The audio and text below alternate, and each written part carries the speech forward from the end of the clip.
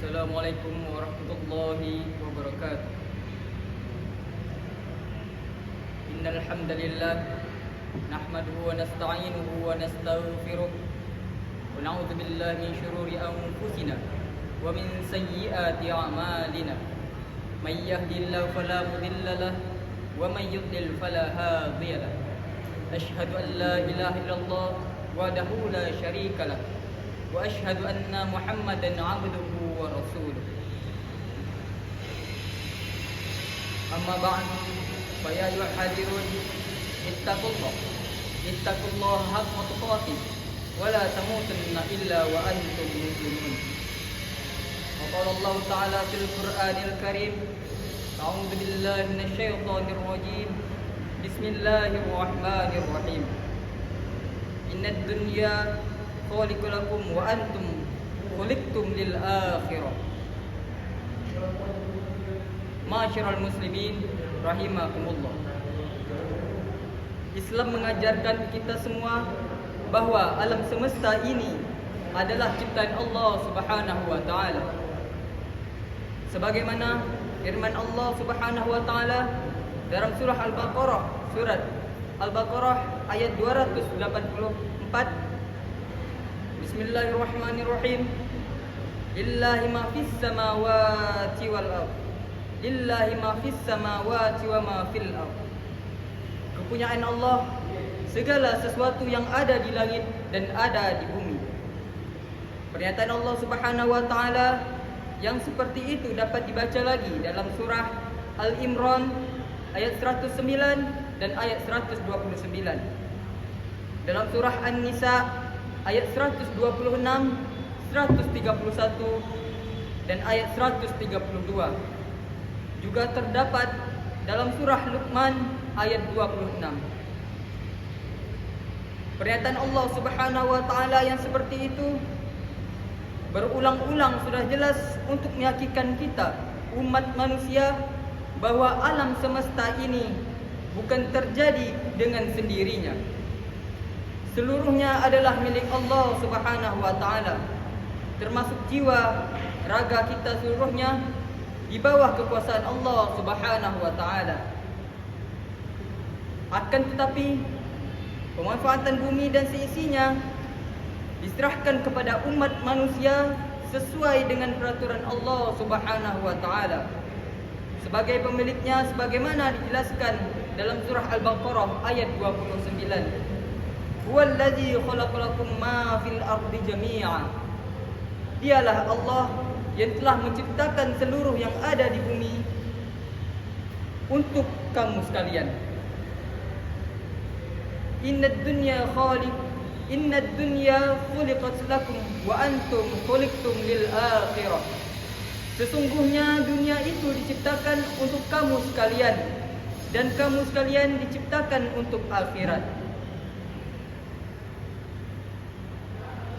Peringatan Allah Subhanahu wa taala menyadarkan kita untuk memanfaatkan dan dunia dan seisinya sebagai lahan yang luas bagi subur penanaman modal untuk bekal akhirat.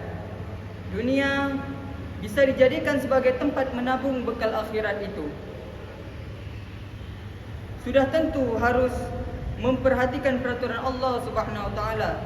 Tentang hal itu, yang pertama, manusia bertugas membangun dunia ini sehingga umat manusia hidup makmur. Ketentuan itu dijelaskan dalam surah Hud ayat 61. Huwa ansha'akum minal ardi wasta'marakum fiha. Dia Allah yang telah menciptakan kamu sekalian dari tanah dan menjadikan kamu sekalian sebagai pemakmurnya. Yang kedua, larangan merusak lingkungan sebagaimana dijelaskan secara umum dalam surah Al-Baqarah ayat 60. Kulu washrabu lirizqillahi wa la ta'saw fil ardi mufsidin. Makan dan minumlah kamu sekalian, tetapi jangan kamu berkeliaran di muka bumi dengan merusak. Dalam surah Al-A'raf ayat 85, Allah Subhanahu wa taala berfirman, "Wala tufsidu fil ardh wala tufsidul fil ardi ba'da islaha zalikum khairul lakum in kuntum mu'minin. Dan janganlah kamu sekalian merusak bumi setelah Allah memperbaikinya. Itulah yang lebih baik bagi kamu sekalian jika kamu menjadi orang-orang yang beriman. Masih ada ayat lain yang senada dengan ayat-ayat tersebut. Akan tetapi dengan dua ayat tersebut sudah cukup bagi orang yang mengaku bertuhan. Betapa besarnya perhatian Islam terhadap perbaikan lingkungan hidup ini. Merusak lingkungan itu menurut ajaran Islam termasuk sesuatu kejahatan yang disebut jinayah ala mashalil al-amah, yang berarti kejahatan terhadap kemaslahatan umat. Banyak dapat dikemukakan sebagai contoh, di antaranya sebagai berikut: mengotori air limbah industri, pembuangan kotoran dan berak di kali. Pengotoran dan pencemaran air itu adalah kejahatan terhadap manusia, binatang dan tumbuh-tumbuhan. Banyak hadis Rasulullah SAW yang menjelaskan tentang hal itu. Di antaranya An Abi Sayyidi Himyari An Umaz ibn Jabal qala Rasulullah sallallahu alaihi wasallam, ittaqul mala'in as-salas al-biraza fil mawarid wa qari'atil tariqil. Dari Abu Sa'id Al-Hamrayi dari Muaz bin Jabal, beliau berkata, Rasulullah SAW bersabda, perihalalah dirimu dari 3 perkara yang menyebabkan kutukan orang, yaitu buang kotoran pada masa air, di tengah jalan dan di tempat berteduh. Riwayat Abu Dawud, Ibnu Majah. Beliau berkata, hadis ini musnad. Dalam hadis tersebut terdapat 2 larangan, yaitu yang pertama, larangan mengotori air dengan berak atau kencing. Untuk menjaga air bersih yang dibutuhkan umat Islam dan binatang. Ingat bahwa manusia dan binatang lebih cepat mati karena tidak minum daripada disebabkan tidak makan. Oleh karena itu, Rasulullah SAW melarangnya dalam hadis tersebut dan hadis berikut ini. Innahu naha ayyubali fil ma'ir ra'id. Sesungguhnya beliau melarang kencing dalam air yang tenang.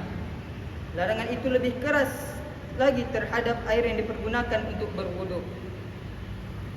Sebagaimana dijelaskan dalam hadis Ahmad, Ibu Daud, Tirmizi yang berbunyi, janganlah sekali-sekali ada seorang di antara kamu sekalian yang berkencing di tempat mandinya, kemudian berwudu di dalamnya, karena sesungguhnya kebanyakan gangguan adalah air tersebut.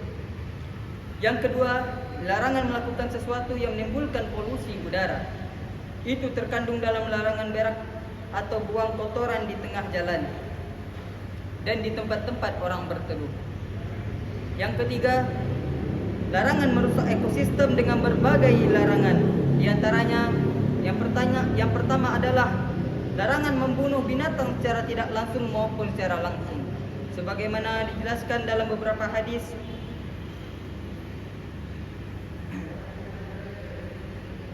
Dari Qatadah dari Abdullah bin Sarjas radhiyallahu anhu, beliau berkata, Rasulullah SAW melarang kencing dalam lubang. Mereka para sahabat bertanya, mengapa dilarang kencing dalam lubang? Beliau menjawab, karena dikatakan bahwa lubang itu tempat tinggal jin. Riwayat Ahmad, An-Nasai dan Abu Dawud. Sebutan jin dalam hadis tersebut menunjukkan bahwa setiap lubang itu adalah penghuninya. Kemungkinan di dalam ada jangkrik, kecoa atau semut dan lainnya.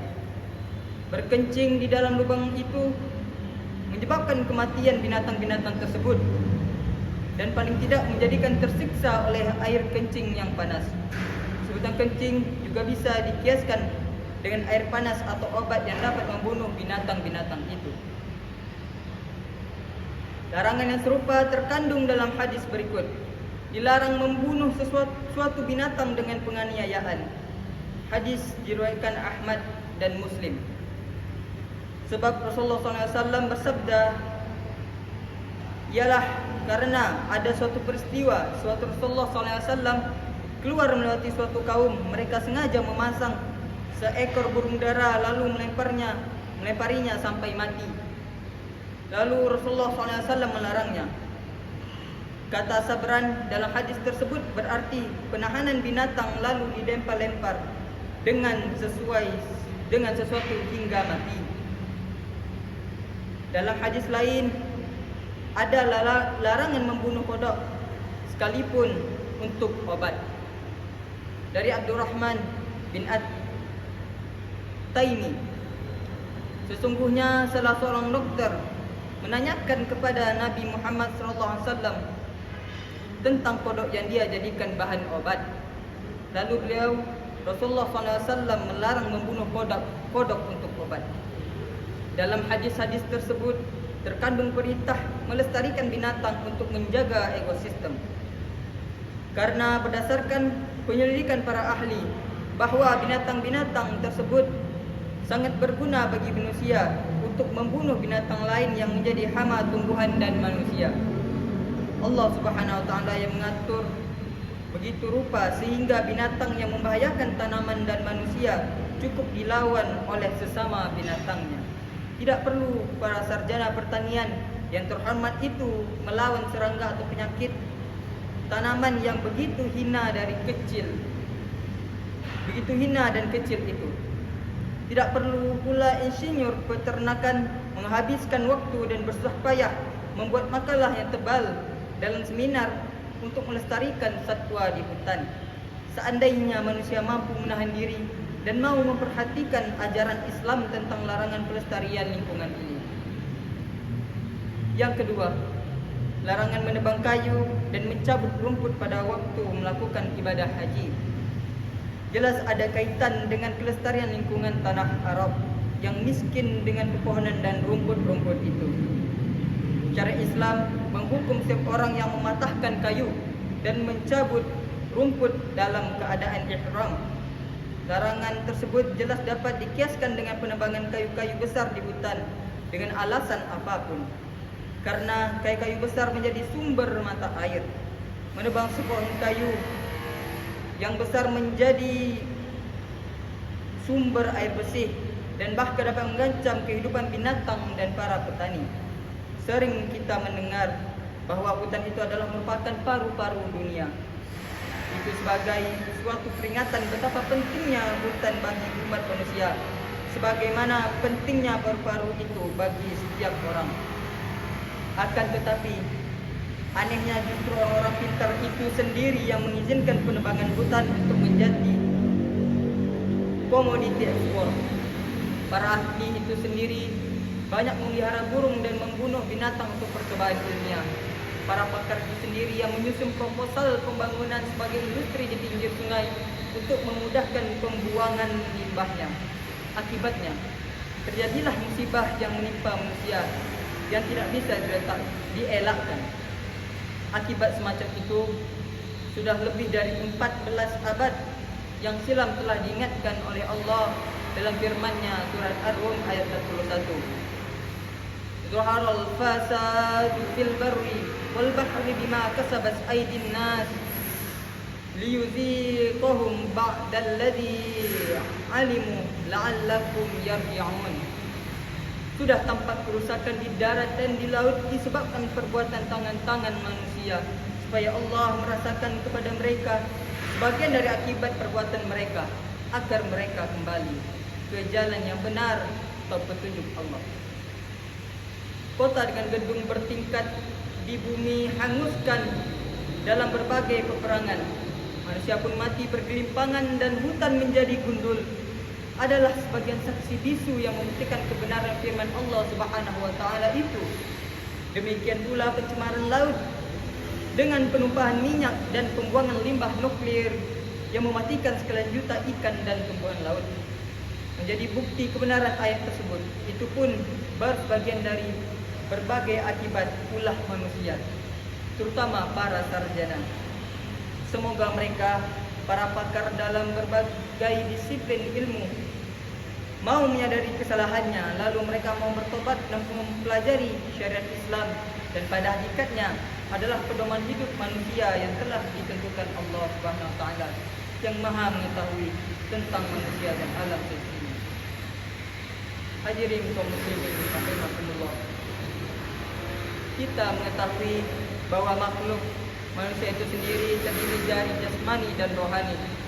Allah Subhanahu wa taala sengaja menciptakan unsur jasmani manusia lebih baik daripada makhluk lain dalam pengertian yang luas. Manusia lebih baik dan lebih indah bentuknya daripada makhluk lain. Manusia lebih baik organ tubuhnya daripada hewan. Persendian kaki manusia lebih baik daripada persendian kaki hewan. Persendian kaki manusia dapat digerakkan ke arah depan dan belakang, sedangkan binatang tidak demikian adanya. Tangan manusia memungkinkan lebih baik cara makan dan minum daripada binatang. Manusia mempunyai akal dan mampu memikirkan cara yang lebih baik daripada binatang dalam pemenuhan jasmani dan nafsu. Barakallahu li wa lakum fil Qur'anil azim wa nafa'ani wa iyyakum bima fihi minal ayati waz zikril hakim wa taqabbala minni wa minkum tilawatahu innahu wal ghafurur rahim.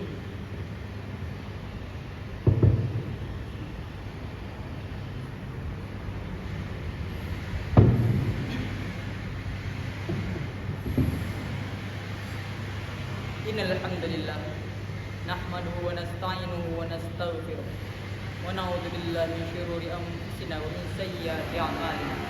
May yahdihillahu fala mudilla lahu wa may yudlil fala hadiya lahu. Asyhadu an la ilaha illallah wahdahu la syarika lahu wa asyhadu anna Muhammadan 'abduhu wa rasuluh. Amma ba'du fa ya ayyuhal hadirun ittaqullaha haqqa tuqatih wa la tamutunna illa wa antum muslimun. Qala Allah Ta'ala fil Qur'anil Karim, a'udzu billahi minasyaitonir rajim. Bismillahirrahmanirrahim. Zaharul fasadu fil barri wal bahri bima kasabat aydin nas liyuziqahum ba'dal ladzi 'alimu la'allakum yarji'un. Allahumma ighfir lil muslimina wal muslimat wal mu'minina wal mu'minat al ahya'i minhum wal amwat innaka sami'un qaribun mujibud da'wat. Amin amin ya qadiyal hajat. Allahumma taqabbal minna salatana wa siyamana wa qiyamana wa ruku'ana wa sujudana wa qu'udana wa tadarruana wa takhashshu'ana wa ta'abbudana wa tammin taqsirna ya Allah ya rabbal alamin. Rabbana zalamna anfusana wa illam taghfir lana wa tarhamna lanakunanna minal khasirin. Rabbana atina fid dunya hasanah wa fil akhirati hasanatan wa qina azaban nar. Walhamdulillahi rabbil alamin. Ibadallah, innallaha ya'murukum bil adli wal ihsan wa ita'i dzil qurba wa yanha 'anil fahsya'i wal munkar wal baghi ya'izukum la'allakum tadhakkarun. Fazkurullahal 'azim yazkurkum washkuruhu 'ala ni'amihi yazidkum wa la dzikrullahi akbar. Aqimis shalah.